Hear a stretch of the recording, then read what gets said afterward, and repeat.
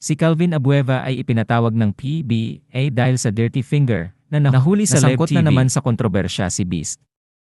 Si Calvin Abueva ay ipinatawag ng PBA Commissioner's Office matapos mag-flash ng dirty finger sa aktong nakunan ng Live na telebisyon noong linggo.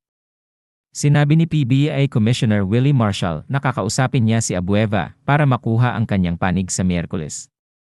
Sa huling bahagi ng unang quarter ng laro ng Magnolia laban sa Ginebra, inilabas ni Abueva ang dirty finger na tila nakadirekta sa isang tao sa ringside kasunod ng paghinto ng laro kung saan siya nasaktan sa pagkakabangga kay Nards Pinto. Si Abueva ay nahaharap sa multa para sa kanyang aksyon, batay sa mga katulad na insidente sa nakaraan. 2 buwan lang nakalilipas, si Abueva at pinagmulta ng 100,000 dahil sa panunuya kay San Miguel coach George Gallant sa Game 2 ng Commissioner's Cup Finals noong Pebrero.